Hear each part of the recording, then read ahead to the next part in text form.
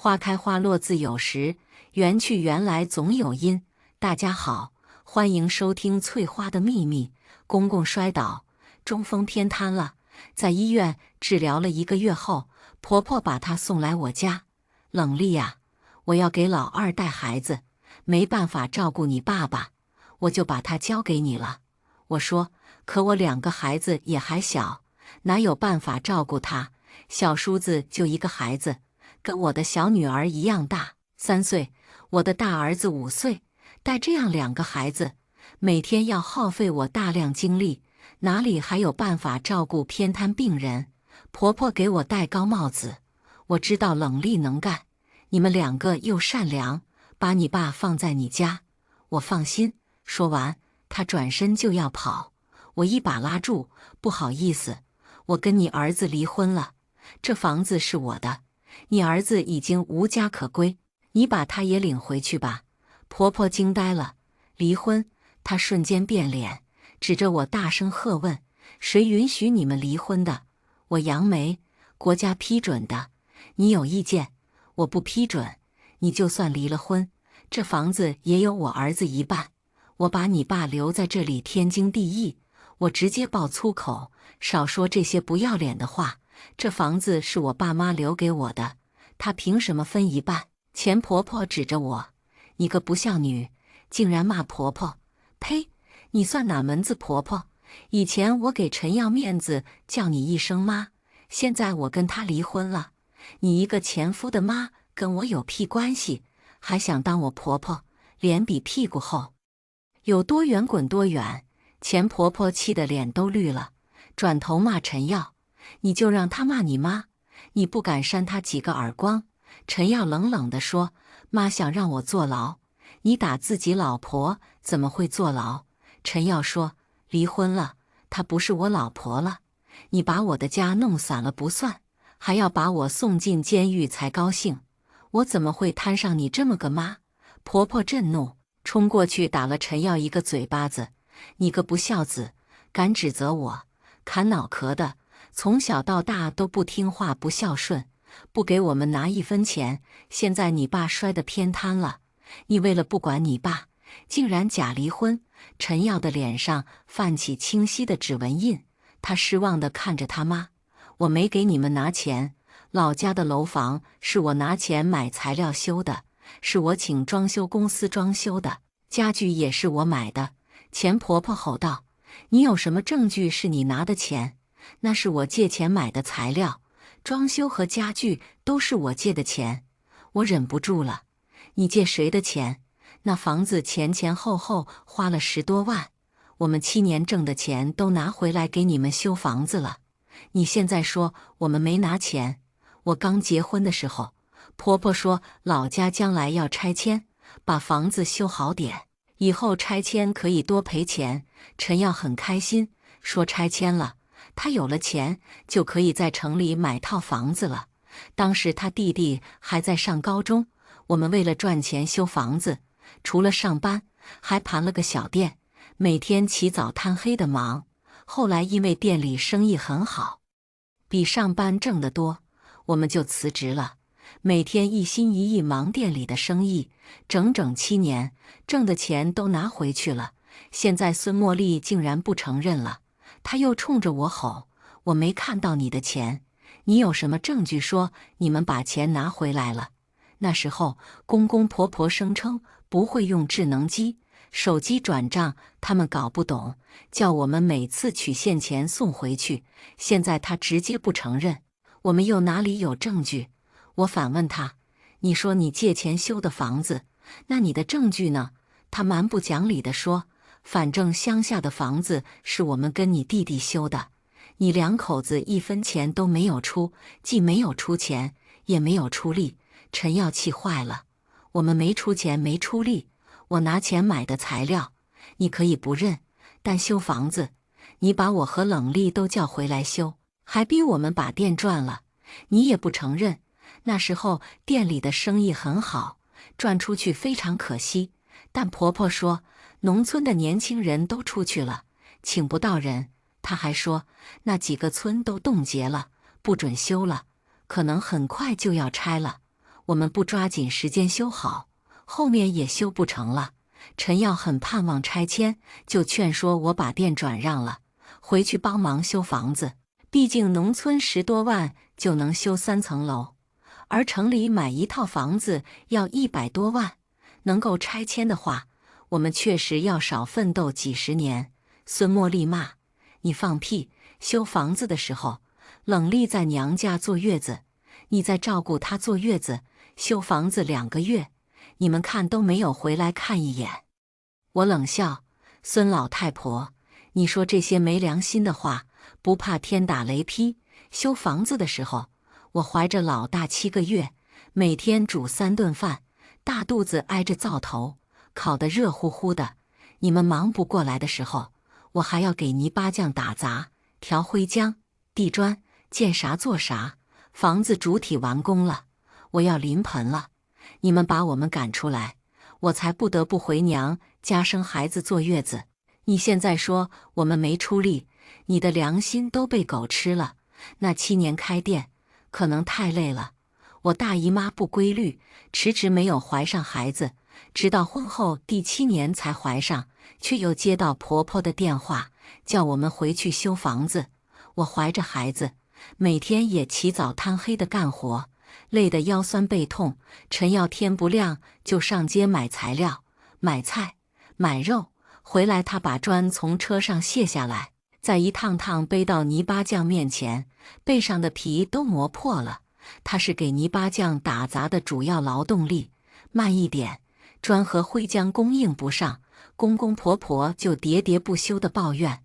可房子主体一完工，孙茉莉就借故跟陈耀吵架，骂得他狗血淋头的，叫我们滚。他还威胁：“你不滚，等冷丽生孩子的时候，我要你叫天天不应，叫地地不灵。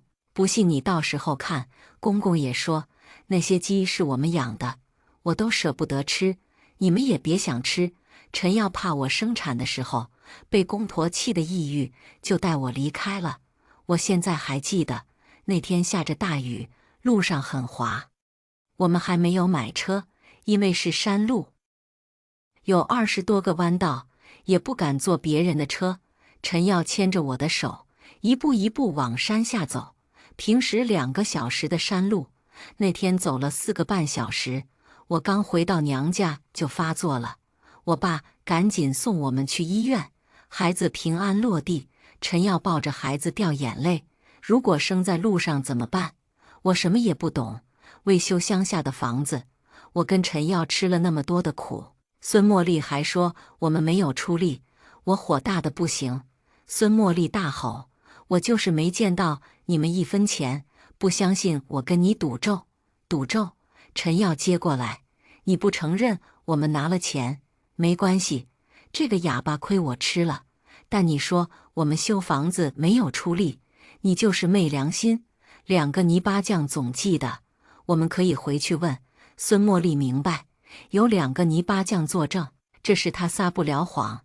于是他不说我们没出力了，又吼：“我就是没见到你们的钱，你们没给我拿过1分钱，不相信我们赌咒。”我敢对天老爷发誓。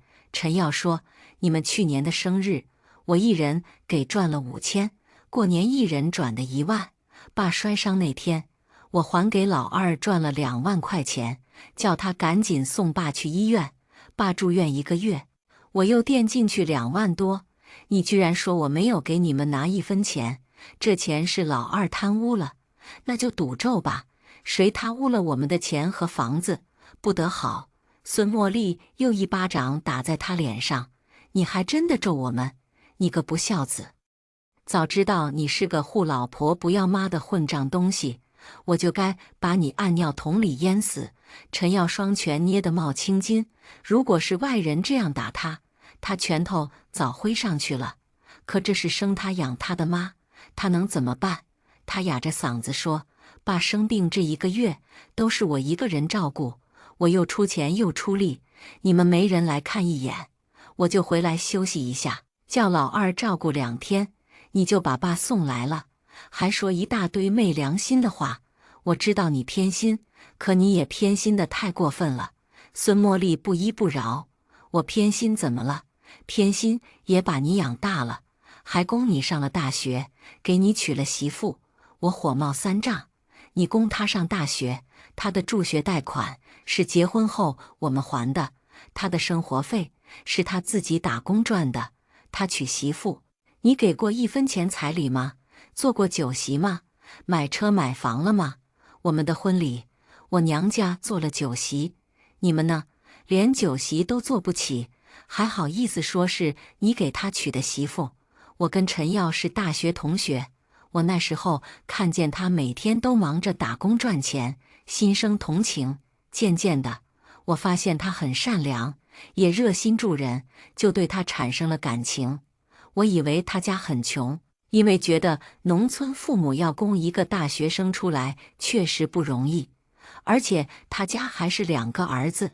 陈耀自己也这么认为的。他说从小父母就爱哭穷，总是说家里没钱了，又没钱了，所以他从上大学就开始努力打工赚钱，一年到头，除了自己的生活费，他还攒一些过年拿回去，让父母买年货。我跟他结婚前去他家，他妈非常热情，一口一个闺女。我听说有的女孩婚前到婆家，会被婆家试探勤不勤快，故意安排女孩干活，进厨房做饭洗碗什么的。陈耀他妈完全不让我做事，把我宠得像公主。我跟陈耀疯闹着玩，他都骂陈耀不心疼我。那时候完全看不出来他到底是什么样的人，只觉得他挺好。直到结婚7年后，修好了3层楼房，他把我们赶出来，我才看清楚他的本来面目。陈耀也是那时候才明白的。我们跟他们赌了2年的气，过年也不回去。后来陈耀的弟弟结婚，他们跑来请我们，还请我爸妈。当时我爸妈还健在，婆婆一直道歉，说她修房子太累了，没有控制好脾气，说了难听的话，请我原谅她。我爸妈也劝我，毕竟是陈耀的父母，不可能一辈子不来往，我们就一起回去了。可看见小叔子的婚礼非常隆重，我心里很不舒服。又听说他们给了弟媳妇娘家28万彩礼，还有5金，还买了车，我心里拔凉拔凉的。那次回来后，我告诉陈耀，你爸妈，你要孝顺，我不拦着，但别指望我给他们尽什么孝。陈耀保证一切都听我的。现在对孙茉莉的偏心，我非要一吐为快不可。我说房子拆迁了，你们分了2套房，你全部给老二，300万拆迁款，你给他200万，自己留100万，你把好处都给了你的小儿子。你老头病了，老二不拿1分钱，也不照顾，你还想扔给我照顾？你这种老女人，又蠢又坏又恶心，你马上把老头带走，不然我扔出去了。从小叔子结婚以后，我再也没有回过乡下。过年的时候，陈耀要么提前回去看看，要么不回去，给他们转一笔钱。结果乡下的房子拆迁了，我们都不知道。他们也够狠，1分钱都不分给我们。好歹那房子是我们出钱出力修的呀，好处没我们的份儿，尽孝就找上门来了。哪有这样的便宜事？孙茉莉跳着脚喊：扔啊，你扔啊，有本事你扔出去！我一把抢了他的手机，抓住他的手指开了锁。他伸手抢，你干什么？我躲开说，我给你们订一个酒店，你们好好住在里面养老吧。孙茉莉现在也用智能手机了，我看见她的微信钱包里有5万块钱，直接订了酒店房间。然后我把手机交给陈耀说，送他们去酒店，你也别回来了。陈耀把他爸的轮椅推出去，孙茉莉追着喊，电话给我，我要报警。陈耀刚推到门口，2名警察走了进来，我们接到报警，说你们这里吵闹得很厉害，怎么回事？孙茉莉马上哭起来，警察同志啊，你们可算来了，我老头中风了，儿子媳妇要把我们赶出去，我们可怎么活呀？警察看向我问：“你是他们的儿媳妇，不是？”我否认。我不认识他们。孙茉莉嚷嚷：“你怎么不认识？以前你把我叫妈。”我反问：“什么时候在哪里叫的？有什么证据？这还要什么证据？你们结过婚的？”我拿出离婚证递给警察。我跟他儿子离了婚，他还把钱公公送来，逼着我赡养。警察看了看，刚离婚。是的，1个月前，我接到孙茉莉的电话，说陈耀他爸摔倒了，很严重，要我回去照顾。我要带2个孩子，自然不可能回去。他威胁我：“你必须来照顾，不然我就送到你家里去。”我不理他，直接挂了电话，然后打给陈耀，说我要离婚。他大吃一惊，忙问怎么回事。我把情况告诉了他，说：“你爸妈太过分了，分房分钱没我们的份，给你爸治病就找上门来了，我凭什么管他？”陈耀苦笑：“你放心，我不会让你照顾我爸的。”我摇头：“我相信你，但信不过你爸妈。为了保险起见，离了吧，反正这个家你回来一样住。”他拗不过我，只好跟我去了民政局，但要冷静1个月才能拿证。他请假回去照顾他爸，在医院待了1个月，瘦了整整1圈。冷静期一到，我马上叫他回来，把离婚证拿到了手上。我们这样做，就是防着婆婆把公公完全扔给我们不管。既然是2兄弟，就应该都尽一些义务。陈耀回来的时候说，他在医院太累了，趁他弟弟在医院照顾，他在家里多休息2天。这2天除了领证，他都在补觉。还没有补够，婆婆就给公公办理了出院手续，直接送到我家里来了。警察对孙茉莉说：“她跟你儿子离了婚，就不是你的儿媳妇了，别在这里吵闹。”孙茉莉嚷道：“他们假离婚的，就是不想赡养我们。”另一个警察说：“就算没离婚，儿媳妇对你们也没有赡养义务，你只能找你儿子。可他把我儿子离了，我儿子净身出户，一无所有，还拿什么赡养我们？”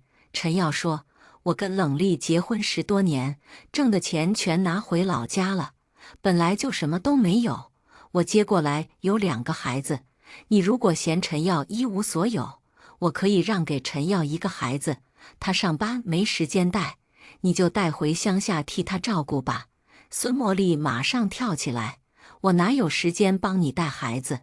我带老2的孩子都带不过来，你可以请保姆啊。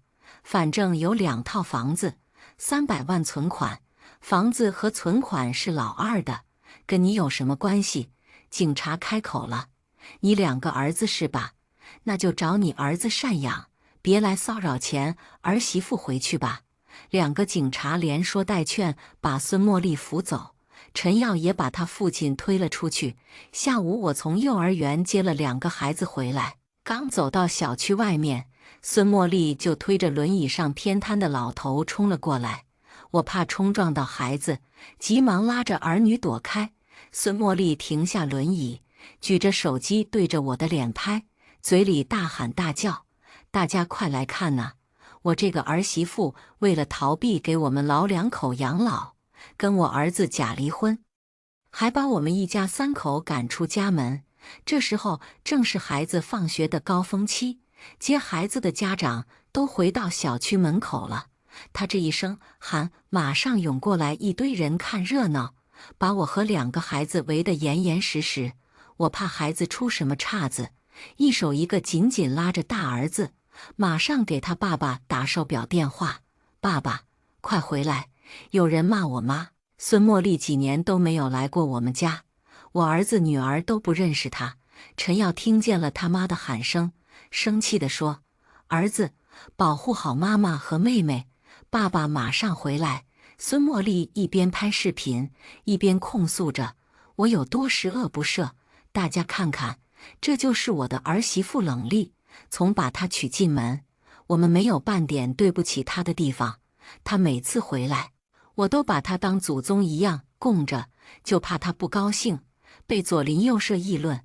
说我这个婆婆不会善待儿媳妇，她要吃土鸡，我亲手逮了杀了给她，她要吃新鲜蔬菜，我每年都种各种菜，不打药不施肥，干净卫生无公害，亲自送来，我还给她送米送面送菜油，我这样做够意思了吧？还对不起她吗？可她是怎么报答我的？以前我们老两口身体好的时候，冷丽把我们当牛马用，我们在乡下做牛做马，省吃俭用，好不容易修起了3层楼的小洋房。他们过年过节回来只管享清福，连碗都没有洗过一只。现在孩子大了，他公公偏瘫了，他就翻脸不认人了，把我们赶出家门。孙茉莉越说越伤心，还哭了起来。我对他的演技叹为观止，也不反驳，静静地看他表演。孙茉莉接着说：“我和老头不是他亲爹妈，他赶出来我无话可说。可我儿子跟他结婚这么多年，是2个孩子的亲爹，他凭什么说离就离，让我儿子净身出户？各位请给我们评评理，看冷丽这么不孝顺老人，也不爱护丈夫的行为，对吗？可怜我们一家3口，现在都无家可归了，呜呜呜！”说着说着，他开始嚎啕大哭。围观者有一部分是跟孙茉莉年龄差不多的妇女，她们不明真相，见她哭得可怜，带入自己的角色，议论纷纷。现在的年轻人啊，真的难伺候。我那个儿媳妇也是，我每天帮她接送孩子、做饭、洗衣服，她一点都不感恩。年轻人没有家庭观念，动不动就离婚，哪像我们以前，看在孩子的份上，再大的委屈也忍着。这个小媳妇儿，不是我说你，你遇上这样好的公婆，是你前世修来的福分，他们没有对不起你的地方。你不能为一点小事就闹离婚了，就是你离了婚倒潇洒，怎么不为孩子想想？这么小的孩子生活在单亲家庭里，多可怜呐！10多张嘴对着我七嘴八舌的，我就算想辩解也说不过来。不过有认识我的邻居出现了，姨这不是冷丽吗？我看着她长大的冷丽知书识礼，不是不讲道理的人，就是冷丽跟她老公很恩爱，怎么会离婚？我跟冷丽是邻居，你们说是冷丽的公婆，我怎么没有看见过？孙茉莉说，她跟我儿子本来就是假离婚的，就是不想赡养我们老两口。我们乡下人白天要忙着干农活，每次天要黑了才来，东西送到儿子家，我们就连夜回去了，所以跟你们不熟悉。他这话一说，大家都将信将疑。陈耀赶到了，他抱起老二，我腾出手来，也拿出手机拍孙茉莉。陈耀听见有围观者指责我不孝，马上为我辩解，冷丽没有做任何对不起我爸妈的事，我跟他离婚也是被我父母逼迫的。孙茉莉顿时暴怒，把手机转向陈耀骂：“你们看看，这就是我的好儿子，有了媳妇忘了娘，他老婆都不要他了，把他跟我们一起赶出来了，他还在帮前妻说话。陈耀，你撒谎也不过脑子，明知道你爸偏瘫了，正是需要人照顾的时候，我会逼你和冷丽离婚。你们为了逃避赡养义务，2个人假离婚骗我们，还想干我一头屎，我怎么养了你这么个白眼狼？”陈耀不是他母亲的对手，被骂得脸红脖子粗，还不能爆粗口。我看这架势，估计一时半会儿解决不了问题，那我得亲自上场了。我到小卖部买了2斤瓜子，1瓶水，借了1根凳子，然后我坐在孙茉莉对面，招呼大家来嗑瓜子，听我跟这个老女人好好掰扯掰扯。孙茉莉气得跳脚，你们听听，这个不孝女竟然骂我是老女人，哪个当儿媳妇的敢这么骂婆婆？就算离了婚，你也得叫我一声妈。我笑眯眯地说：“孙茉莉，我们出钱出力给你们乡下修好了3层楼房。我怀着大儿子要临盆的时候，你把我们赶出来，不许我再把你叫妈，现在我不是你儿媳妇了，你反而想要我叫妈，你的老脸都不要了。我告诉你，你就算跪下来给我磕头，我都不会叫你一声妈，因为你不配。”孙茉莉更气了，指着我手指哆嗦：“你们听听她说的什么话？她嫁的是我儿子，我怎么就不配给她当妈了？还直呼婆婆的名字有没有教养？”我好笑，我当然有教养，没教养的是你，孙茉莉，你不配当婆婆，也不配给陈耀当妈，更不配给我的2个孩子当奶奶。你问问我这2个孩子认识你吗？从你把我赶出来，你就没有主动来看我2个孩子一眼，没有管过我怀孕，没有照顾过我坐月子，没有帮我带1天孩子。我老大5岁，2女儿3岁，你给他们买过一个糖果吗？买过一件衣服吗？你们从来没有为我和孩子付出过，凭什么你的老头偏瘫了，你要逼我照顾？我欠你们的吗？这些年，孙茉莉2口子几乎没有来我们家。我跟陈耀开店租房子住的时候，他说农活忙，连脚印都没有来踩。一个小叔子结婚，他也是到我爸妈家里，请我们回去参加婚礼。我爸妈过世后，把房子留给我，我们一家4口才算有了一个固定的窝，结束了租房子做的历史。陈耀原来还想化解跟他父母的矛盾，大儿子2岁的时候，我意外怀上了2胎，想着既然来了也是缘分，就决定生下来。要生产的时候，陈耀请他妈来帮忙照顾一下，大儿子孙茉莉却说：“我哪有时间？你弟媳妇也要生了，我要照顾她。弟媳妇比我晚3个月生。”陈耀反复说：“3个月后我出了月子，她就可以回去照顾弟媳了。主要是我月子里需要一个人照顾。”大儿子孙茉莉一口回绝：“你自己照顾，我把你养大，已经对得起你了，没有义务给你带孩子。”陈耀气得挂了电话。从那以后，他再也没有向他父母求助过什么。我这一番话听得围观者唏嘘不已。天哪，这是什么婆婆？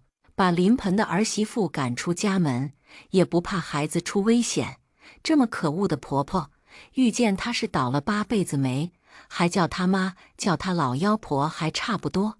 这种恶婆婆，有多远叫她滚多远。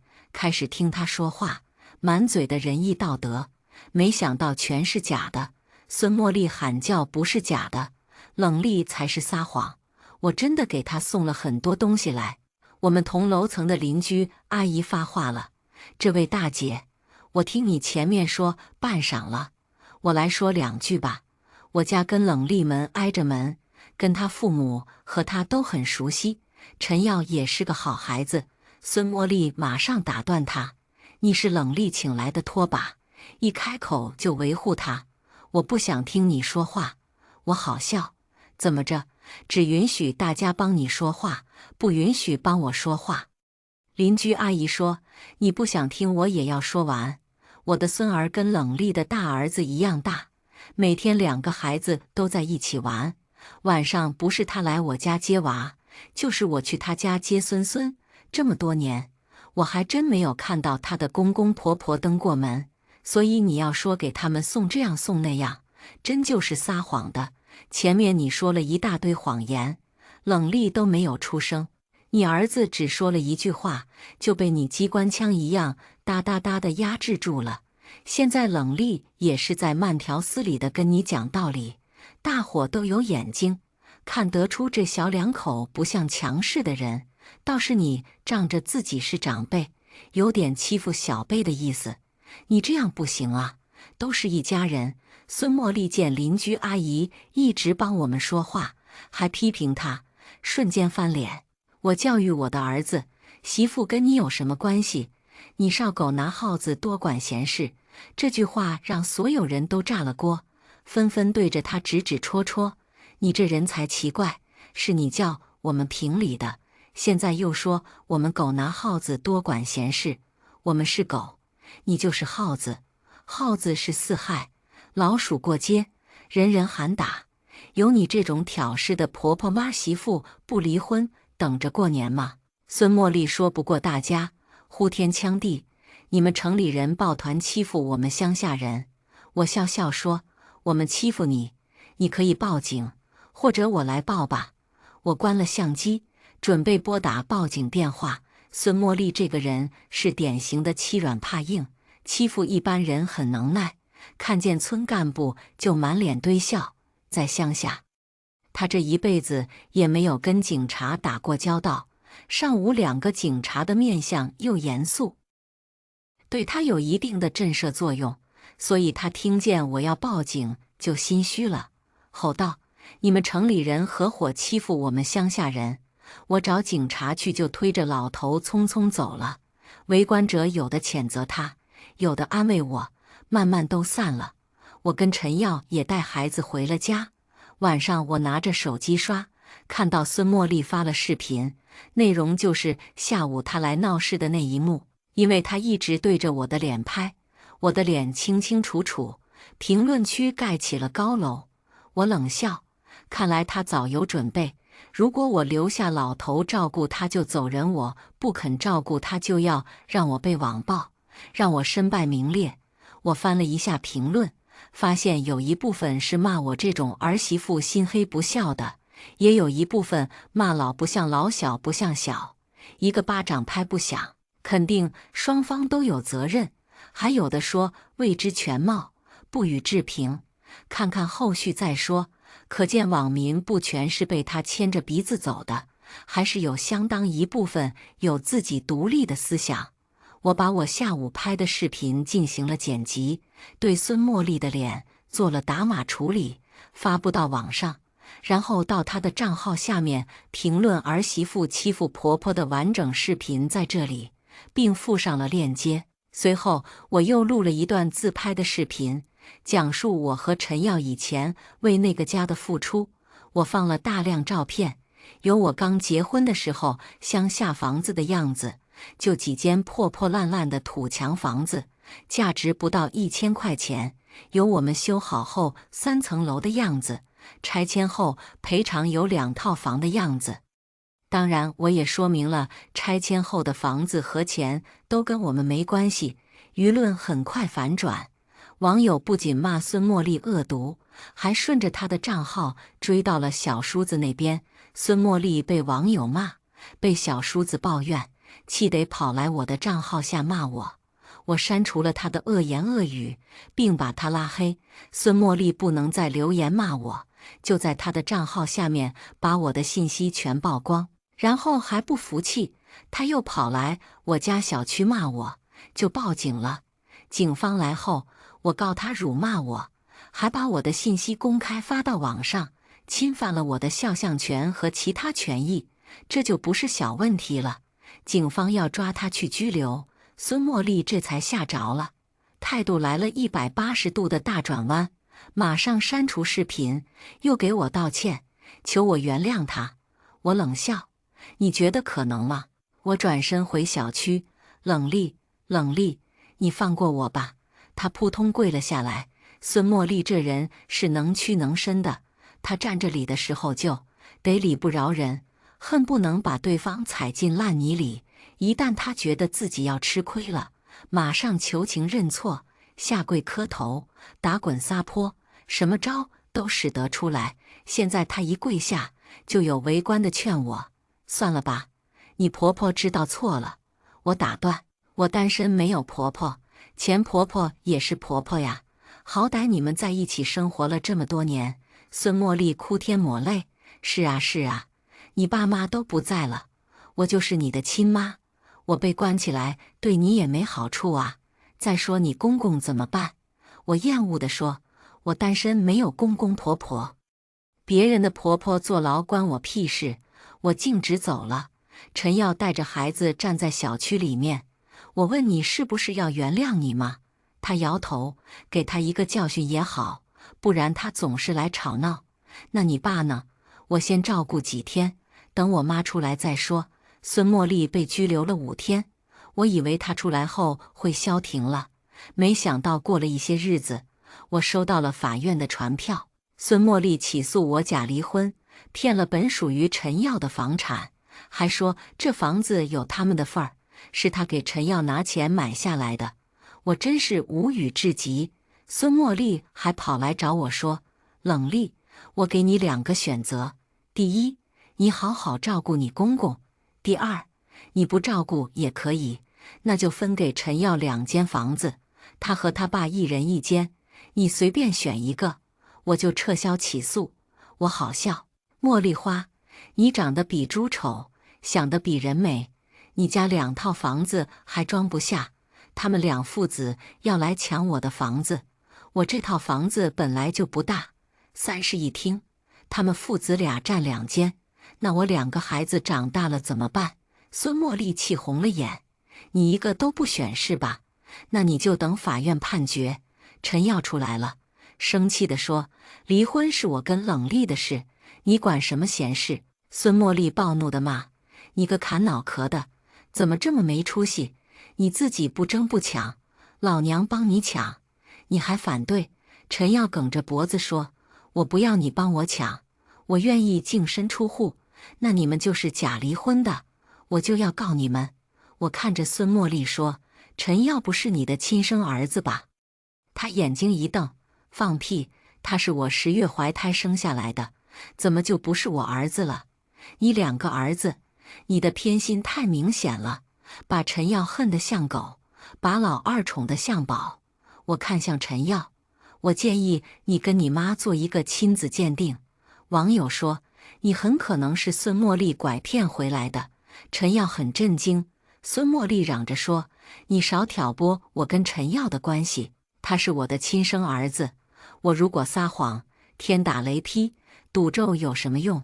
你敢跟他做亲子鉴定吗？我有什么不敢？明天就去。你爸饿了，我回去给他喂饭。他匆匆跑走了。陈耀问我：你真的怀疑他不是我亲妈？我说我也是从网上看到的，说如果不是独生子女，父母却严重偏心的话，建议做一下亲子鉴定。我的确是从网上看到的。我上一次发布视频后，引来众多网友的同情，大家都骂孙茉莉偏心的太过分了，把大儿子当苦力和赚钱的机器，却把小儿子当个宝。于是有人建议让陈耀查查跟孙茉莉是不是亲生母子。他沉吟地说：他们对我弟弟确实很宠我，几乎没有享受到过父母之爱。我问：那你要跟他做亲子鉴定吗？陈耀点头，不管是不是，我也要做一个，求个心安。孙茉莉和他老伴一直住在酒店里，因为我当时给他订了1个月的，本以为他舍不得钱会退订，没想到他住的还挺惬意。看来他不把老头扔在我这里誓不罢休。孙茉莉每天都给陈耀打电话，让他去给老头洗澡、按摩、推下楼晒太阳，所以我以为陈耀要拿到他的生物样本并不难。不料这段时间他不找陈耀帮忙了，陈耀找上门去，他也不开门，我的疑心更重了。我让陈耀出镜，在网上请教网友，怎么才能让孙茉莉跟陈耀做亲子鉴定。网友很热心，各种出谋划策。有人建议多贴一些陈耀小时候的照片，如果他的亲生父母另有其人，肯定也在找他，看到他小时候的照片就能认出他。我觉得有道理，于是叫陈耀回乡下一趟，把他小时候的照片拿一些来翻拍。但他说他小时候根本没有单人照，他回去只找到了一家4口的合照。我贴上去后，网友大哗：你老公7、8岁了，居然穿着他妈的花衣服，又长又旧。他弟弟不到1岁吧，穿得跟城里小孩一样光鲜，他绝对不是亲生的。网上的热议让我的帖子热度很高。孙茉莉也知道了，下午我接孩子回来，她拦在小区门口骂我，挑拨她和儿子的关系。她哭诉怀陈耀时有多辛苦，生他时有多艰难。我生他难产，差点连命都没了，你竟然说他不是我亲生的。你也生了2个孩子，如果我说你的孩子不是亲生的，你不难过吗？”冷厉，我没想到你的良心这么坏。围观者又议论纷纷，说我没有证据，不应该怀疑陈耀的身世，这对亲生母亲的打击太大了。就在这时，一对中年男女挤进来问我：“陈耀在哪里？我们是他的亲生父母。”我的眼睛瞪大，心跳都加快了。陈耀的父母真的另有其人。孙茉莉转头就骂那对男女：“你们是哪里钻出来的冒牌货？陈耀是我的儿子，我亲生的那2人也不甘示弱。陈耀是我们的儿子，你这个拐骗犯，别以为过了30多年我们就不认识你了。”孙茉莉大叫大喊：“什么拐骗犯？你给我说清楚！我把儿子养到30多岁了，你们冒出来说是他的亲生父母，我看你们才是拐骗犯！”双方吵得不可开交，我赶紧给陈耀打电话：“快来，这有2个人说是你的亲生父母，正跟孙茉莉吵架呢。”陈耀赶到，看着真假父母争吵，他也一头雾水。那个陌生女人冲过来，一把抱住他，喊：“我的儿啊！”孙茉莉也冲过来推搡他：“你放开我儿子！”我说：“你们别吵，这样也吵不清楚，做亲子鉴定吧。”孙茉莉吼道：“我不做，本来就是我的儿子，我为什么要做亲子鉴定？亲子鉴定也有假，我怎么知道是不是你们在搞鬼？”这时警察到了，将我们全部带到派出所调查。那对中年男女说，陈耀是他们的独生子，30多年前，他们带着他在外面做生意，不料那年陈耀被一个经常来买东西的女人拐走了。他当时还不到3岁，夫妻俩找了这么多年都没有音讯，他们也经常在网上发寻亲帖。我发的陈耀的视频被平台推送到了他们面前，他们看到我贴的照片，认出了照片上的孙茉莉就是当年拐走陈耀的女人，而从年龄上推断，孙茉莉的大儿子就是他们的亲生儿子。最神奇的是，他们跟我们在同一座城市里，所以他们马上赶过来，想跟陈耀做一个亲子鉴定看看。结果正好跟孙茉莉碰面，就吵起来了。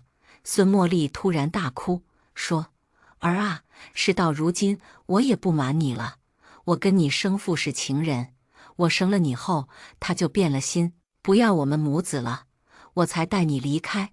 现在见你大了，能挣钱了，他们的亲生儿子又死了，就舔着脸找上门来，想把你骗回去。”中年男人大怒，一巴掌打在他脸上，骂道：“你算什么东西？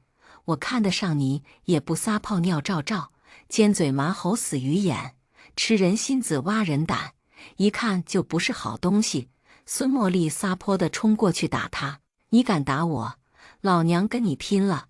男人又一巴掌把他打倒在地上，他爬起来抱着陈耀嚎啕大哭：“儿啊，你就看着妈妈被外人欺负吗？”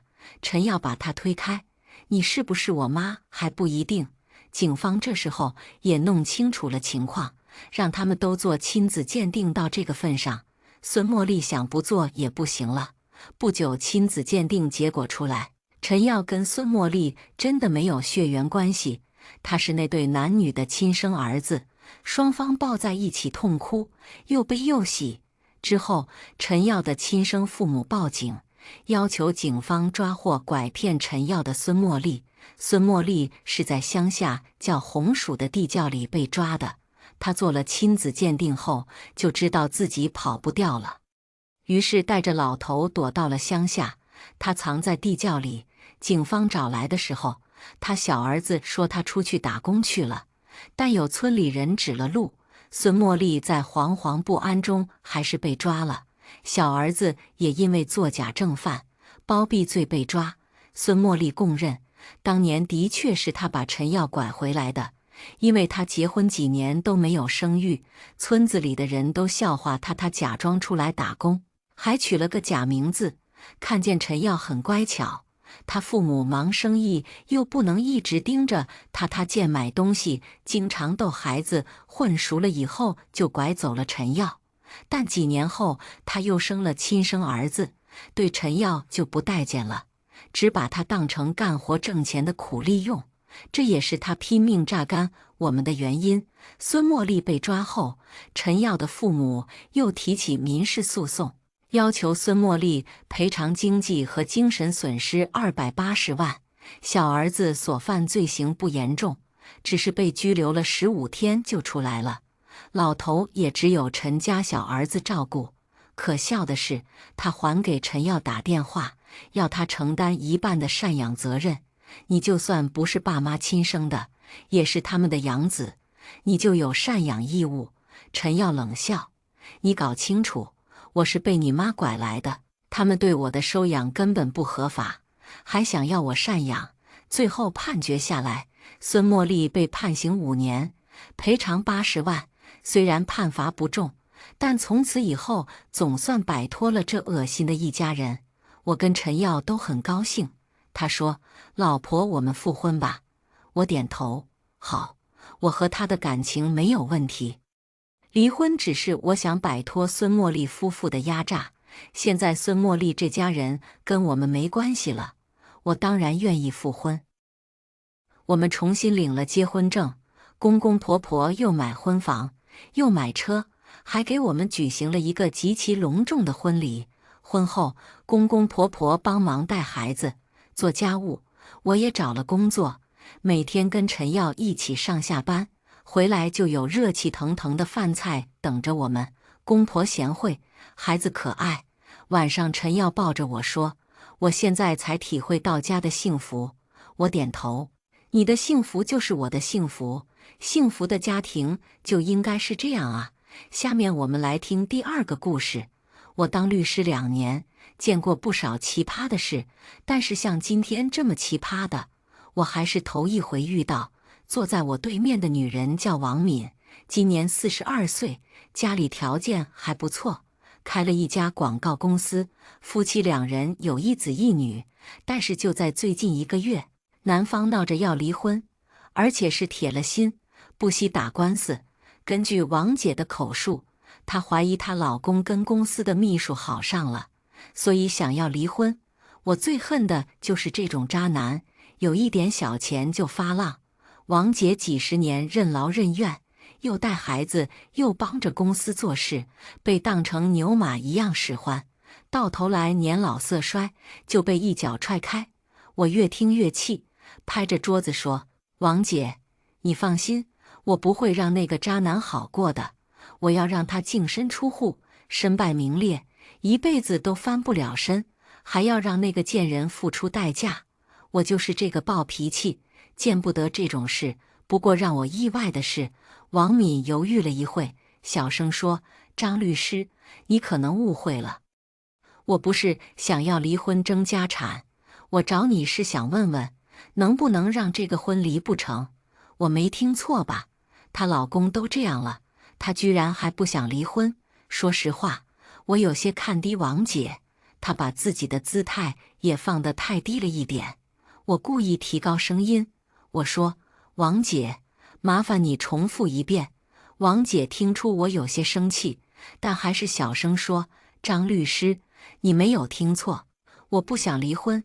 我儿子今年初3，我女儿才7岁，我受点苦没什么，不想让孩子受罪。只要他答应不离婚，我可以装作什么都不知道，这是我唯一的要求了。王姐哭得很伤心，看得出来，她是真的不想离婚。我真是气不打一处来，放着这么好的老婆不要，去找比自己儿子大不了多少的小姑娘，这男人真是有够差劲的，简直就是无耻。我继续说：王姐，何必委屈自己呢？没有男人又不是活不下去，我可以帮你争取足够多的家产，争取儿子和女儿的抚养权，保证你们衣食无忧。王姐还是摇了摇头，起身说：张律师，既然你不愿意，那就算了吧，我还是找其他人吧。看着王姐落寞的神情，我的心中不禁有些感慨，或许正是因为她这种委曲求全的态度，才是她老公变本加厉的根源。我拉住王敏的手，我说：“王姐，我帮你。初步的调查结果出来了，我让助理小李去调查王敏和她老公的情况。得到的结果却让我大吃一惊。根据小李所说，王敏的老公叫周建，开了一家小型的广告公司，去年招了一个叫白静的秘书。没想到两人日久生情，勾搭在了一起。白静甚至还有了身孕。小李说：“婷姐，周建已经找了律师，正在准备起诉离婚。但是现在上庭的话，对王姐非常不利，只怕要人财两空。怎么回事？他们家不是挺有钱的？是不是周建有问题？”没错，根据我的调查，除了房子之外，周建已经没有什么财产，甚至还欠了不少外债，已经严重影响到公司正常运转。而王姐的银行账户里还有20多万的存款，简直是骇人听闻。换句话说，如果周建起诉离婚成功，分割夫妻财产的时候，王姐还要拿出自己的存款给周建，而她自己仅仅留下10万来抚养2个孩子，太贱了！我真没想到，一个男人可以贱到这个程度。这背后，那个绿茶婊恐怕没少出力。我说：“周建的广告公司怎么回事？王姐不是说生意还不错？他要是混得这么惨，白静也不可能跟他吧？这里面肯定没有那么简单，他10有8九是在转移财产。”小李摇头说：“具体的我也不清楚，这些是王姐说的，她早就被架空了。公司里的事情她根本就插不上手，也没有办法去核对账目。我算是明白了，周建之所以敢提离婚，8成是因为他转移了大部分的财产，所以他根本就不怕法院分割夫妻共同财产，因为吃亏的反而会是王姐。人贱到这个地步，我真是服了。”我想了想，看着小李说：“准备一下，我们去会一会那对贱人。”我见到这对贱人了。周建虽然40多岁，但看上去精气神不错。如果不是脑袋有点秃，肚子有点大，给我的感觉最多也就30出头的样子。白净相当年轻，小酒窝看上去甜甜的，就是脸上粉底应该擦了不少，白得有些吓人，一双眼睛更是黑得吓人，又亮又大，应该是戴了美瞳。我必须承认，白净虽然卸妆后不知道什么鬼样，但看上去确实比已经半老徐娘的王姐好看些。所以我一直都说，女人要学会爱护自己，不要替男人省钱，该打扮就打扮，不然就会便宜外人。我也没打算客气，看着周建说：“周老板，我是王姐的代理律师张婷，我今天过来是想谈谈你和王姐的离婚纠纷，不会耽误你太久。”还没等周建开口，白净冷哼说：“律师来得正好，把离婚协议给他，让他带回去签字，省得还要闹上法庭，太浪费时间了。离婚协议书，王姐没跟我提起过，看来又是白净的主意。”我看都没看他，直截了当地说：“周老板，我就直说了，王姐的意思很简单，她不想跟你离婚，她也愿意原谅你的一切。都说1日夫妻百日恩，新人对你来说只是图个新鲜罢了。臭38，你胡说八道什么呢？”白净明显有些急了，厚厚的粉底都挡不住她的火气。我自然不会理会她，继续说：“周老板，世界上没有后悔药，王姐到底怎么样，你心里比谁都清楚。就算你以后娶了白净，这只鞋未必会合你的脚。”我故意抬高了声音，就是说给白净听的。白净果然中计，顿时火冒3丈，抬起手就想要抽我耳光。“你是什么东西？别在这里放屁！”眼看着白净的巴掌就要落下，我厉声说：“我是律师，你想好，这一巴掌的代价，我怕你承担不起，回头可别哭着求我谅解。”这番话的杀伤力极大，白净到底没有被怒火冲昏头，举起的手硬生生地停了下来。他冷冷地说：“切，谁怕你啊？懒得跟你废话，拿着离婚协议书滚吧！”从来没有见过如此厚颜无耻之人。离婚协议书表面看上去非常诚恳，周建愿意把夫妻共同财产的80%分给王姐，自愿放弃儿子和女儿的抚养权，并且支付抚养费到子女大学毕业为止。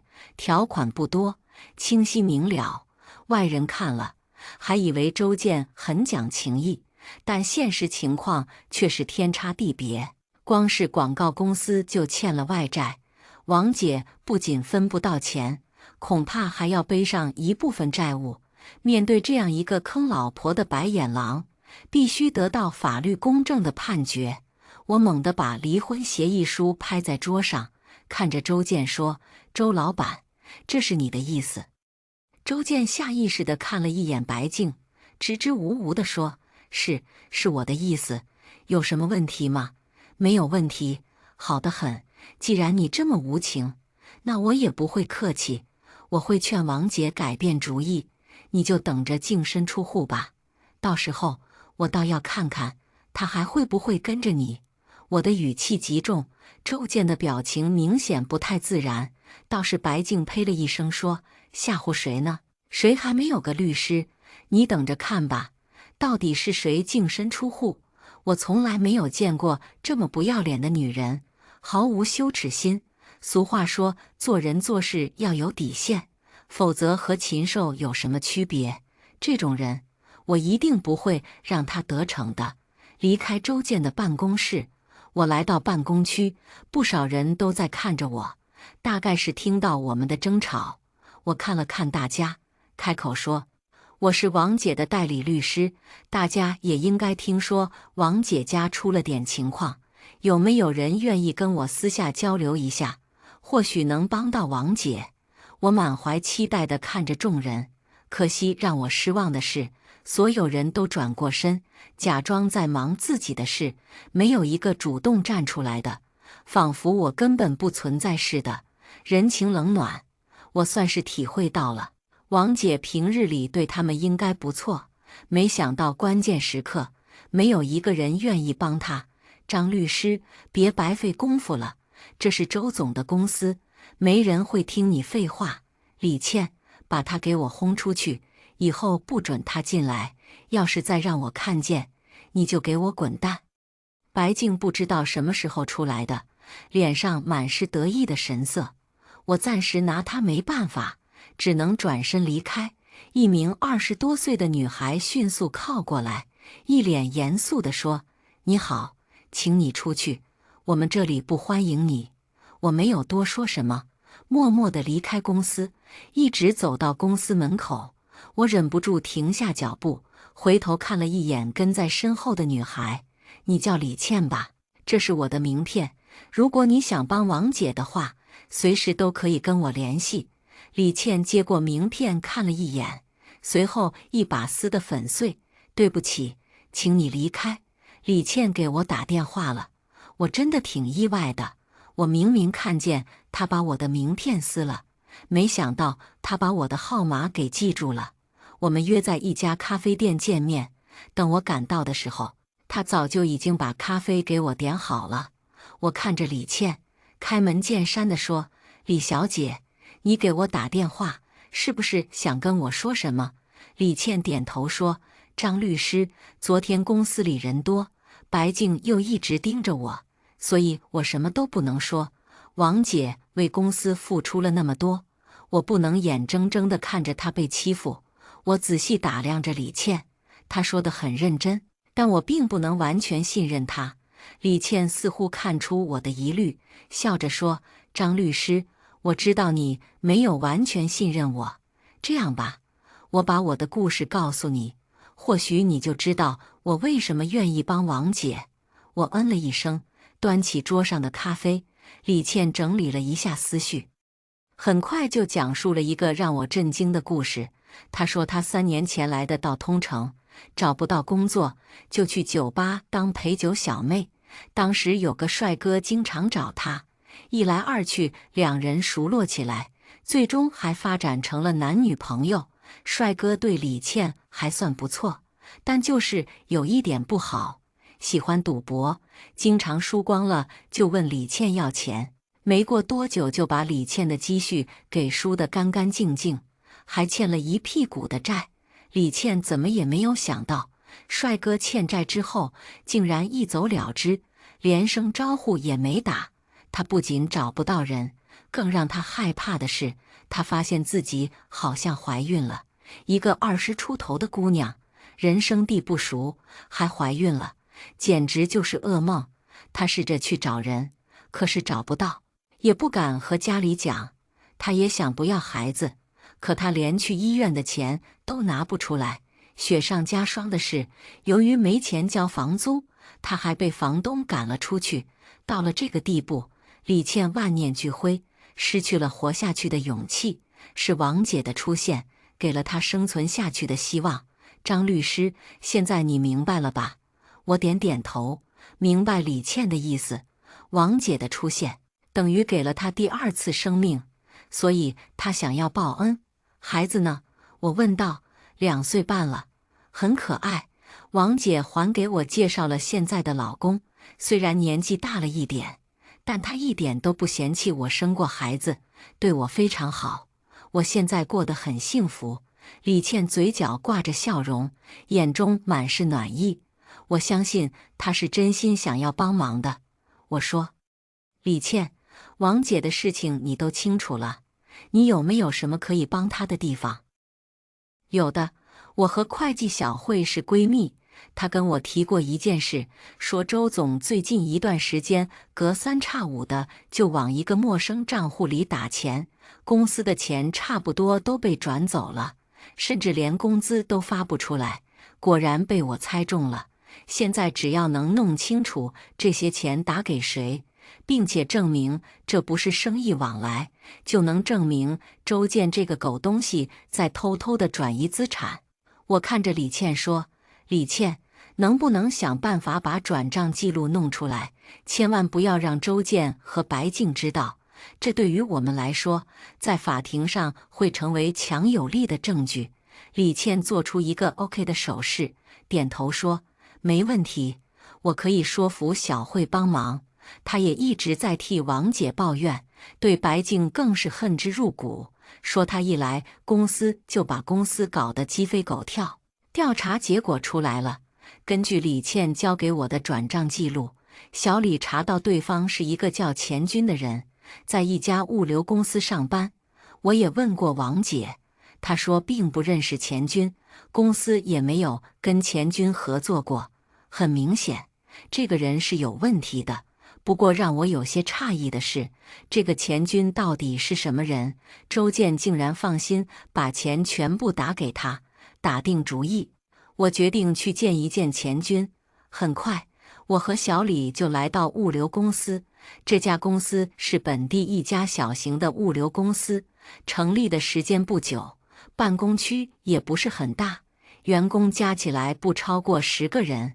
我走到门卫处，看向保安大哥说，你好，我是来找钱军的，请问钱军在不在？保安大哥扫了我一眼说，你找钱军呀？我今天好像没看到他来上班，你去东边的分拣区看看吧，他是负责那一片的。根据保安大哥的指引，我很快就找到了分拣区。这地方空间虽然大，但是很闷，连个空调都没有。几个中年人在里面忙碌着，浑身上下都湿透了。我找到其中一名大哥说，你好，请问钱军在不在？大哥扫了一眼，很不耐烦地说，不在，没事别烦我。从大哥的语气，我可以听得出来，他似乎对钱军有些不满，顿时计上心来。我说，你好，我是律师，钱军被人告了，所以我过来是想了解一点他的情况。一听钱军出事了，大哥的眼睛顿时就亮了。他是不是出事了？难怪好几天没有来上班了。我嗯了一声，继续问道：钱军这个人，平时在这里表现怎么样？别提了，就是个二流子，3天打鱼2天晒网，不好好干活，动不动就请假。平时还有些小偷小摸的习惯，我们都很反感他。不过这小子前几天突然跟我们说他要发财了，还说等他发财之后，他就要结婚了，还说要请我们去大酒店吃席。中了！我和小李对视一眼，这一趟没有白来。我说不瞒你，我们就是为了这件事来的。他有没有说他的钱是怎么来的？他说是什么远房亲戚的遗产，有好几百万。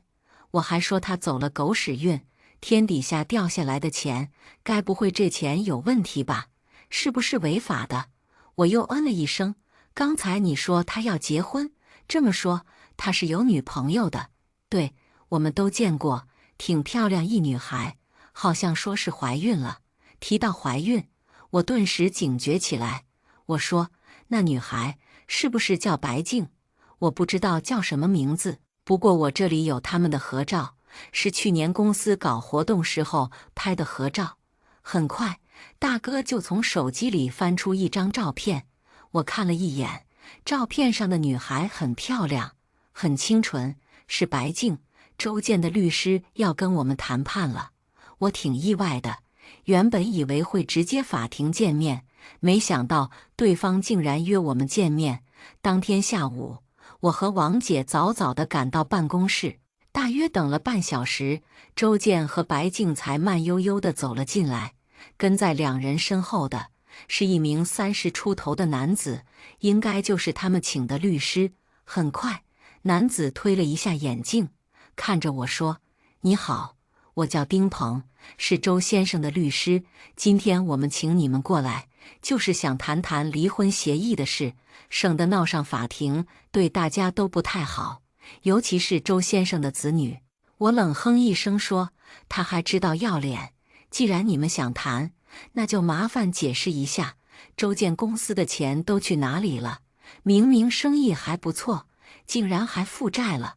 我是故意提到这件事，就是为了麻痹对方，让他们放松警惕。不等丁鹏开口，白静抢先跳了出来：做生意哪有不赔钱的？我们运气不好罢了。白静一开口就是我们，摆明了是把自己当老板娘看。我自然没有揭穿他，继续说：既然如此，如果我们同意签字的话，公司的债务全部由周建负责，房产和王姐名下的资产不予分割，周建还要负责2个孩子的生活费，直到大学毕业为止。这也是对他犯错的惩罚。我提的要求并不过分，但是我也知道他们不会同意，最终还是要上法庭的。果不其然，丁鹏直接摇头说：张律师，广告公司作为夫妻共同财产，债务自然也是要一起分担的。还有一点，我的当事人并没有犯错，不知道你为何会这么说？见过不要脸的，还没见过这么不要脸的。睁眼说瞎话。白静就站在旁边呢。我指了指白静说：丁律师，你不会不知道他们的关系吧？都这么明目张胆了，还敢说没有犯错？你到底是睁眼瞎还是真瞎？丁鹏不慌不忙，依然摇头说：张律师，看来你并不了解真实情况。其实周先生和王女士的感情早在1年多年前就已经破裂了，周围邻居可以作证，他们经常半夜3更还在吵架，弄得人尽皆知。周先生烦不胜烦，只能选择搬出去住。我愣了一下，回头看了王姐一眼，她倒是没跟我说过这个情况。王姐连忙小声说：张律师，做夫妻的哪有不吵架的，都是一些家庭琐事，还有就是为了孩子学习的事，可能动静确实大了一点，但我也是为了这个家。我明白王姐的意思，但是周围邻居未必这么想，这一点是我疏忽了，被丁鹏打了一个措手不及。不过今天本来就不是来谈判的。我想了一会，索性主动摊牌说：周建，如果你真想离婚的话，麻烦你拿出一点诚意来，像个男人一样。王姐已经40多岁，很难找到同龄人，毕竟像你这样的男人都去找小妹了。我故意冷嘲热讽，周建还算要点脸，低着头也不说话。倒是白净毫无廉耻，笑着说：那是当然的，我年轻漂亮，我懂男人的心，我真是服了。这种话也讲得出来。周建似乎也觉得不妥，轻轻地咳嗽了一声。丁鹏顿时会意，又推了一下眼镜。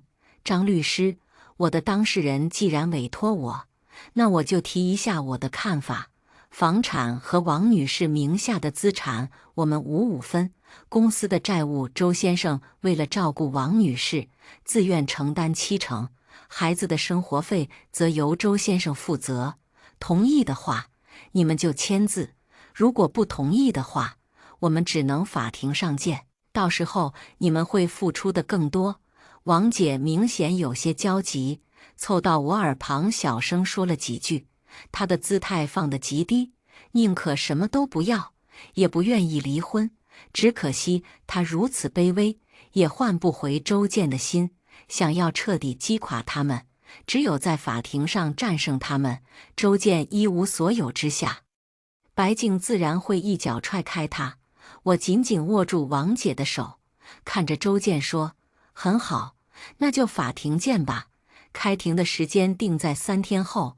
由于目前我掌握的证据还不够，便让小李去跟着白净和钱军，看看两人有什么动静。而我还有一个重要的事情要去办，就是去找王姐的儿子周小新。丁鹏跟我谈判时提到的信息很重要。王姐和周建经常吵架，就连邻居都误会他们。如果我没有猜错的话，他一定会请邻居出庭作证，打破谣言。最好的办法就是周小新出庭作证。不过我听王姐的口气，周小新是个问题儿童，很难管教，而且他对于父母准备离婚的事并没有什么想法。我去了一趟学校，跟老师说明来意，很快老师就把周小新喊来了。我仔细打量了一下，周小新长得很像王姐，只是气质上差了很多，一副流里流气的模样。我也没打算藏着，我说：小新，我姓张，我是你妈妈的代理律师，关于你爸妈离婚的事，我想知道你的看法，这对法庭审判来说非常重要。周小新扫了我一眼说：我妈烦死了，天天都要管我，我打算跟我爸过，到底还是个孩子，还不知道事情的严重性。我摇头说：小新，你妈管你也是为你好，可能方式上有所欠缺，但你爸不管你，可不一定为你好。而且他打算给你找个比你大不了几岁的后妈，这你也能接受？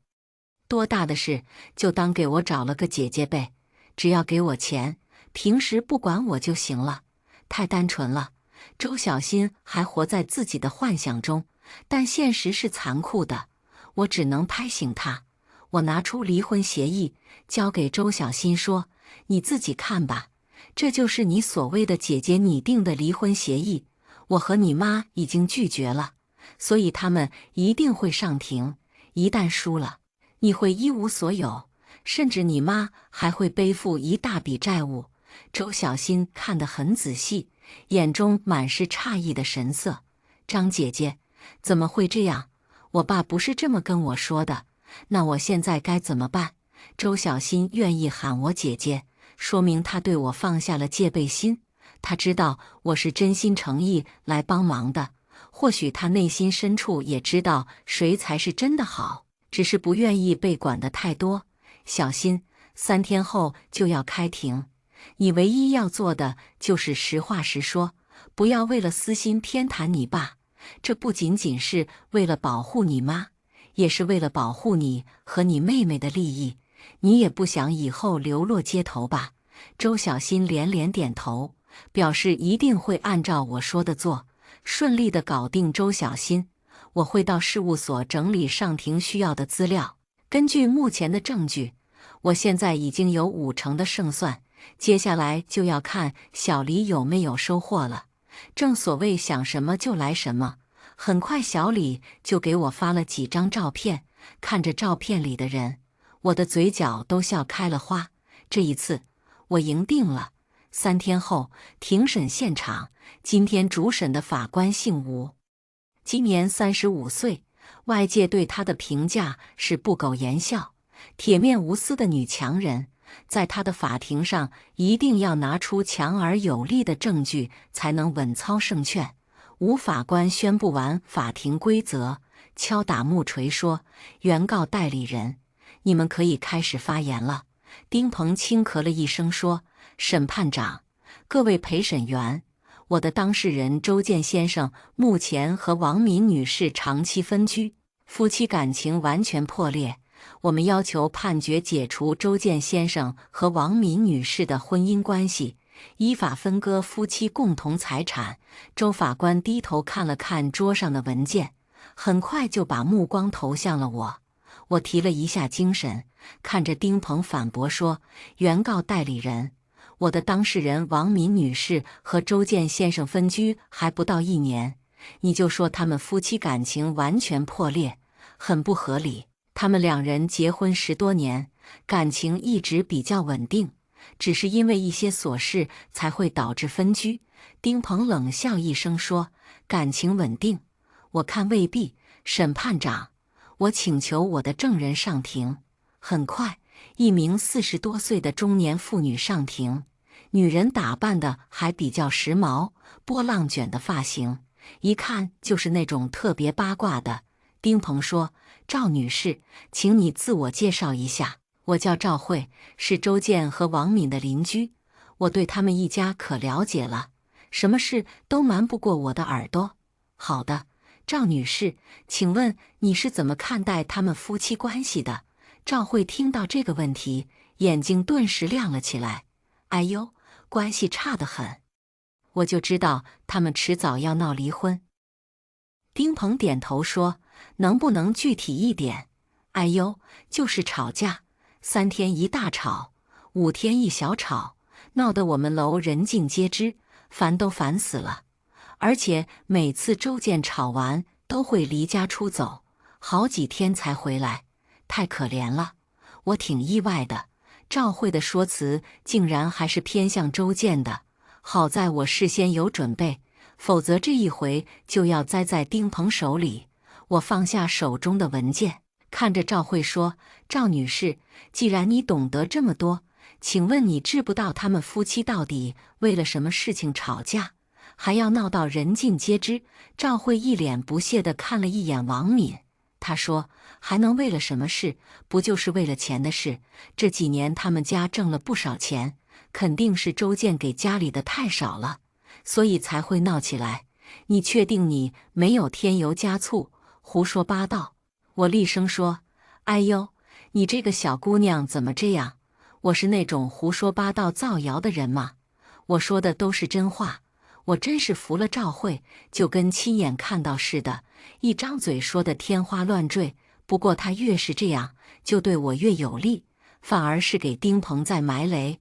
我看向吴法官，目光坚定地说：“很好，吴法官，既然原告代理人请了证人，那我方也想请一名证人上庭，他可以证明赵慧在说谎。”周小新出庭了，虽然他平时很叛逆，但是在这个神圣的法庭上，他表现得相当不错，跟个乖宝宝似的。上庭前，我有和他演练过，此刻他表现得很镇定，并没有特别紧张。我说：“周小新，我只有一个问题，你爸妈吵架分居，究竟是不是为了金钱的事？”周小新摇头说：“不是的，我们家主要是我爸在管钱，我妈平时很节约。他们从来都没有为钱的事情吵架，主要原因是为了我学习的事。我的成绩很差，我妈恨铁不成钢，逼我学习，但是我爸却不是这么想的。你确定你没有添油加醋，胡说八道。提到周建，周小新特地看了他一眼，接着说：“张姐姐，我爸的想法很简单，他认为只要我和我妹妹过得开心就行。我能学就学，不能学就随便混混，将来直接进公司上班。妹妹就更简单了，上舞蹈培训班，塑造一下形体，将来嫁个有钱的老公就行了。”这就是周建的教育理念，唯金钱论，难怪他会老马失蹄，拜倒在白净的石榴裙下。我看向吴法官说：“审判长，我的问题问完了。赵女士所说跟实际情况相去甚远，周建的教育理念相当扭曲，任何一个当妈妈的都不会赞同，所以争吵是在所难免的，并不能作为他们夫妻感情破裂的依据。公道自在人心，这一局我赢定了。审判长，我有问题想要问一下周小新。”丁鹏突然开口，倒是出乎我意料之外，隐约之间，我有一种不好的预感。很快，丁鹏说：“周小新，你第一次上庭，不仅不紧张，还回答得非常流畅，是不是在法庭外练习过？是不是有人教过你？这个人就是你刚才说的张姐姐吧？你们的关系看来挺不错的。”我怎么都没想到，丁鹏竟然会抓住周小新说话中的漏洞发难。他拿我和周小新的关系做文章，指证我教唆周小新回答。一旦吴法官采信，周小新的证言就会大打折扣。周小新年纪小，这种突发情况他根本处理不了。果然不出我所料，他有些紧张地看向我，不知道该怎么回答这个问题。我很想摇头，但我不能让他在法庭上说谎。我虽然没有教他这么说，但我们的确有在法庭外练过。百密一疏，被丁鹏扳回了一局。我无奈地点点头，示意周小新实话实说：“张姐姐没有教过我，这些都是我自己想出来的。我们确实有练习过，但是我真的没有说谎。”丁鹏发出轻蔑的笑声。这一回的较量，目前我是落了下风，不过接下来的才是重头戏，我会让他知道什么叫意外。很快，丁鹏继续说：“审判长，初中生很容易被人左右想法，所以他说的并不可信。既然周建先生和王敏女士感情破裂，不得不离婚，接下来我们可以讨论一下财产分割的问题。我挺好奇的，他们究竟想怎么分配最终的财富？”同样的资料送到了我和吴法官的手中，我大致地看了一下列表清单，顿时对白净佩服得五体投地。周建名下不再是一无所有，以公司的名义多出30万的贷款，这算是夫妻共同财产，所以王姐为此要背上15万的负债。公司经营困难，拖欠员工2个月的工资，共计25万。王姐作为公司的实际法人，同样要负责。房子是周建的婚前财产，房产不予分割，要求王姐和子女在1个月之内搬出去。至于周建名下的车，白净爽快得很，愿意折旧之后对半分。简单来说，一旦吴法官判定夫妻感情破裂，解除婚姻关系，王姐瞬间就会变成富翁。她手头的那点现金根本就不够用，又狠又毒。白净，你不仁，就不要怪我揭穿你的真面目了。吴法官的表情很凝重，看得出来，他对这份离婚协议并不是很认同。被告代理人，你们还有没有要补充的证据？站在吴法官的角度来看，我算是教唆周小新，虽然他并没有说谎，但是证言不一定会被采纳。继续审理下去，还真有可能被丁鹏打赢。不过我手里还有牌，是时候打出来了。我点点头，看向王姐说：“王女士，请问你认不认识坐在你丈夫身边的女性？”王姐很不情愿地看了一眼白净，说：“认识，她叫白净，是公司的秘书。帮我老公处理日常事务。王女士，我怎么感觉你丈夫跟白静的关系不太一般？他们看上去好像很亲密的样子，你知不知道这是怎么一回事？”王姐的表情有些难堪，好半天才鼓足勇气说：“我听说他们在一起了，白静还怀孕了。我想这才是我老公要跟我离婚的真正原因。”我知道王姐很不情愿，但她还是说出来了。我很欣赏她的勇气。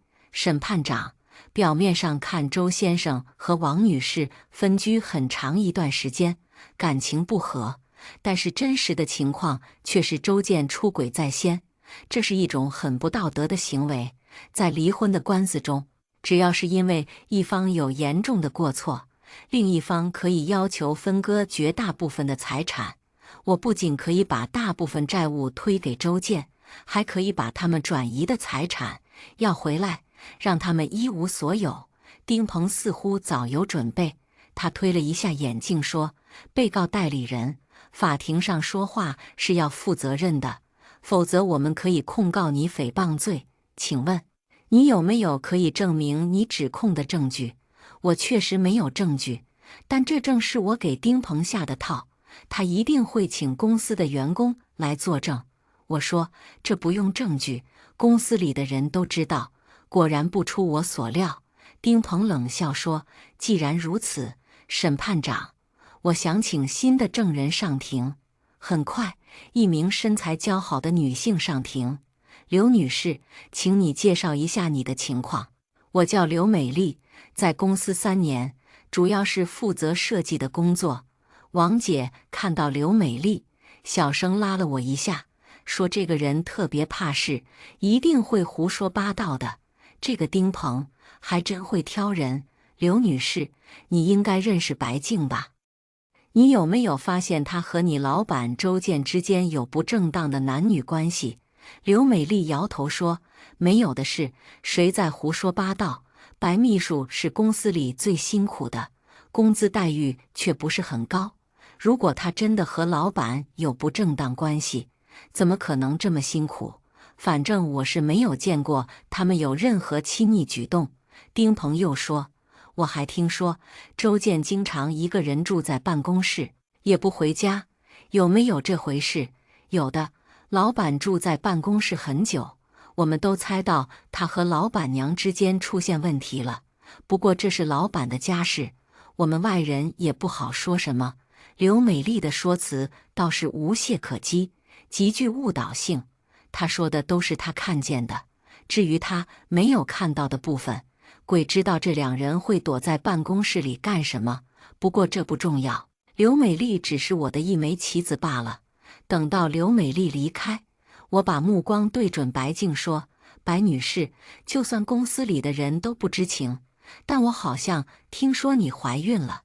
而且怀的还是周建的孩子，这难道还不是你们苟合的证据？等到孩子生下来，做一下亲子鉴定，就知道你有没有说谎了。”白静呸了一声，情绪顿时激动起来：“你胡说八道，血口喷人！我怀孕和周建有什么关系？丁律师，我要告他诽谤，我是无辜的。”白静有恃无恐，丝毫没有害怕的意思。这就更坚定了我的看法，他的孩子肯定不是周建的，8成跟钱军有关，万事俱备，只欠东风了。我深呼一口气，抛出最后的杀手锏：“周先生，我方还有个很重要的疑问，希望你能如实回答。2个月前，贵公司的收益相当好，为什么短短2个月，不单单你个人的资产没了，公司还欠下了巨额负债？请问这些钱都到哪里去了？”“输光了，全部都输了。我现在真的是1分钱都没了。”周建一脸痛苦的表情。我相信这肯定是他的肺腑之言，因为他真的是1分钱都没了。毕竟这笔钱全都转给了钱军，他能不能要回来还要打个问号。我厉声说：“是吗？全都输光了？请问你究竟输了多少钱？又是在什么地方输的？为什么王女士完全不知情？”丁鹏说：“审判长，我反对，这是我当事人的个人隐私，和本案无关。”吴法官一直都在旁听，直到此刻才摇头说：“原告代理人，根据被告代理人提供的资料，王女士对于这笔钱完全不知情。周建书的也是属于夫妻共同财产，必须交代清楚。”吴法官言辞犀利，完全不给周建逃避的机会。周建明显有些慌乱，把目光投向白净，似乎在期待他的解救。白净嘴角挂着淡淡的笑意，似乎早有准备。审判长，这笔钱是周建在澳门输的，当时我陪他在澳门出差，他原本打算去小玩一把，结果输红了眼，事后他也很后悔的。周建连忙点头说：“没错，我真的很后悔，当时生意没谈成，我心情不是太好，想着玩几把放松一下，没想到越输越多，一晚上竟然输了490万。两人一唱一和，演得挺不错，如果换做不知情的，还真就被他们糊弄过去了。只可惜我手里有铁证。”我说：“周先生，你确定你一晚上输了490万？”周建重重地点了点头，确定自己没有说错。我等的就是这个机会，猛地看向他说：“周建，你或许真的去过澳门，但你却没有输过钱。很不巧，我这里有一份你们公司财务的转账记录，里面显示你前一段时间向同一个账户打过多笔钱，不多不少，刚好490万。麻烦你解释一下，这到底怎么回事？”以周建的资产，他断然变不出2个490万来。证据很快被提交给吴法官，他的表情越来越凝重，很快就看着周建说：“原告，请你解释一下，这490万到底怎么回事？”周建一脸惊恐的表情，丁鹏也是满头汗，他们怎么都想不到，我竟然会拿出转账记录。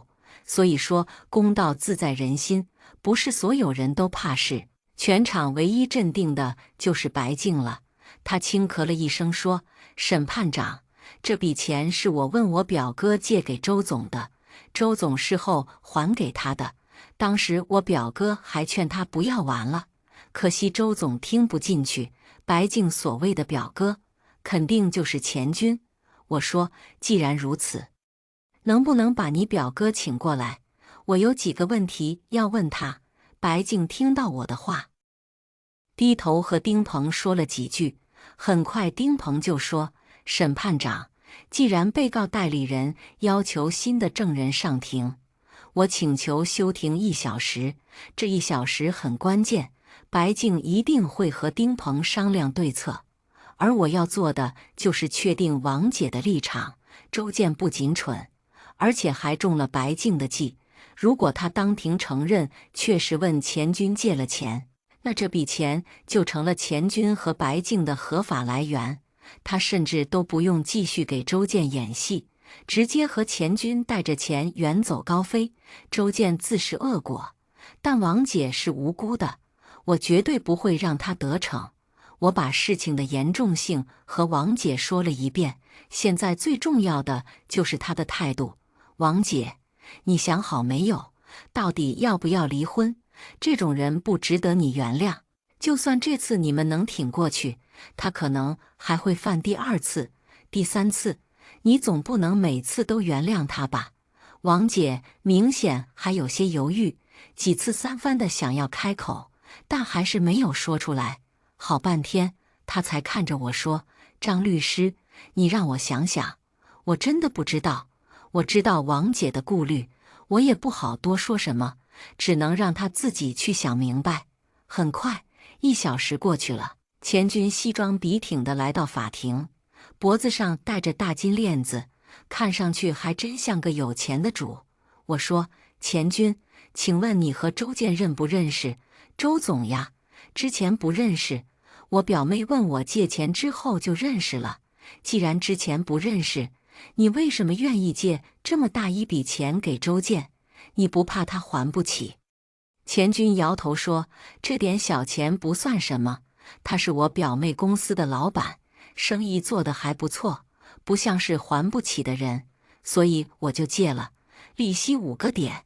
我挺佩服钱军的，说的有鼻子有眼，只可惜假的就是假的。”我故意问道：“钱军，看来你挺有钱的，不知道你是从事什么工作的，还是说你家里本身就很有钱？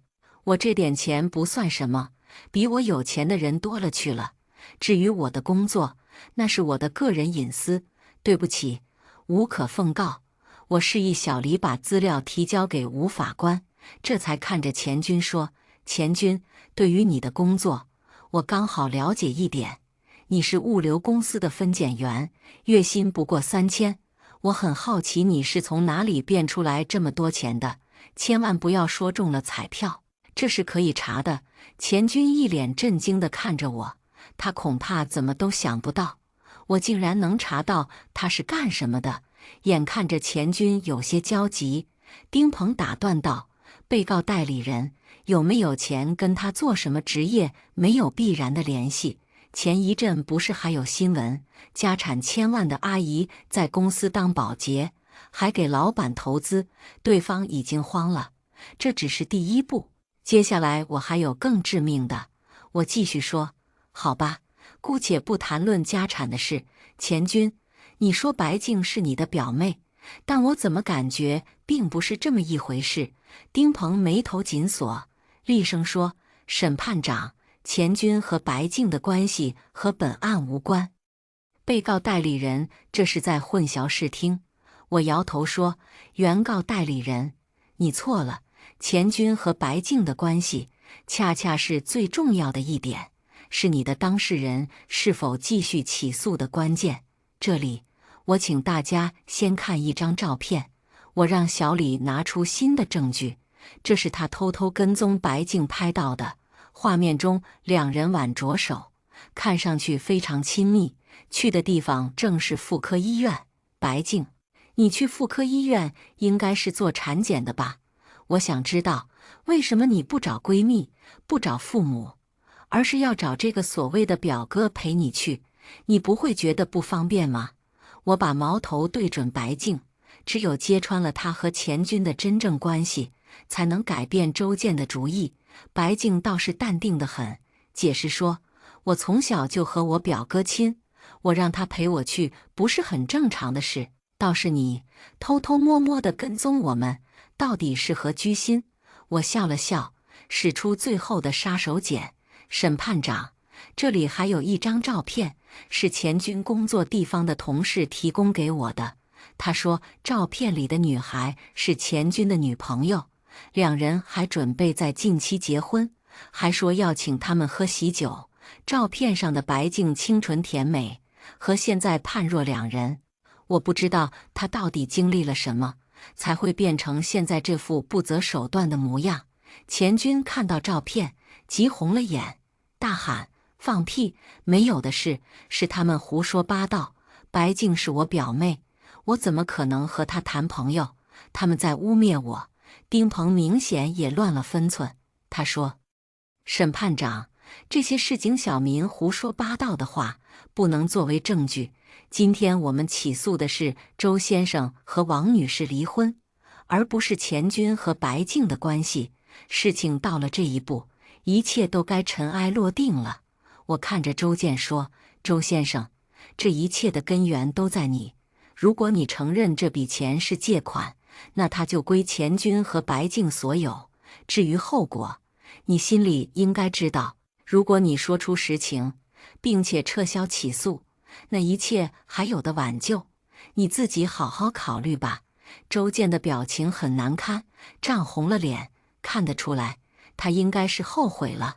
白净更是急得眼泪都要出来了，一把拉住周建说：“周总，你别听他胡说八道，他是故意的，就是想要整垮我们。”所有人都看着周建，等待他的回答。片刻之后，周建总算不是太蠢，他甩开白净的手，点头承认说：“审判长，我承认这笔钱是白净让我转的，他说只要把财产转给钱军，离婚的时候就不用分了。我不想离婚了，我想撤诉。赢了。白净脸色异常难看，整个人瘫坐在椅子上。他苦心布局这一切，却输得干干净净。不仅要把吃进去的钱还回去，还白白浪费了青春。我看向王姐，重重地点了点头，是时候做出最后的决定了。王姐明白我的意思，她经过再三的考虑，点头说：“张律师，你说的很对，我不该这么放低自己。我要离婚，我要拿回我应得的一切。”得到了王姐肯定的答复，我看向吴法官，高声说：“审判长，事实证明周建出轨在先，属于有过错的一方，同时在白净的哄骗下转移巨额财产给钱军，行为极其恶劣。我请求判决钱军归还不正当所得，同时夫妻共同财产的90%全部归王女士。公司所欠下的债务也是周建为了转移财产一手造成的，请求把所有债务归属到周建名下。1个月后，王姐约我见面了。自从离婚之后，我感觉她整个人的气质都变了，不像以前那样畏畏缩缩，什么事情都围着老公和孩子转。她有了属于她自己的人生。我说：“王姐，最近怎么样？我看你气色不错。”王姐说：“好得很，我还预约了 SPA， 一会我请你一起去。小新也比以前懂事多了，现在对学习非常上心，成绩也排到中游了。真的很感谢你。张律师，周建呢？他有没有来找你？”“他呀，头发白了一半，欠了一屁股的债，偶尔会过来看看孩子，其他也没什么。”我说：“王姐，你不会心软，又跟他复婚吧？”王姐摇头说：“复婚不可能，我现在过得很好。不过前天白净倒是来找过我。”王姐看上去有些伤感，看来是白净说了什么。她不会来找你麻烦的吧？那倒没有，我挺意外的。她是来跟我道歉的。原来官司结束以后，钱军就跟她分手了，连她肚子里的孩子也不管。白净实在没办法，只能去做了手术。她说她也是被钱军蛊惑的，一时犯了糊涂，所以来请求我的原谅。白净的结局，其实我早就预料到了。一个能拱手把自己女朋友送出去的男人，根本就不值得依赖。钱军本质上就是个为了钱不择手段的渣男，人一旦踏错一步，真的是后悔都来不及。有句话说得很好，夫妻一场不容易，且行且珍惜吧。今天的故事到这里就结束了。过去终将会过去，但故事已然成故事。您的点赞和订阅就是我更新的动力，期待您给出任何建议。我们下个故事不见不散。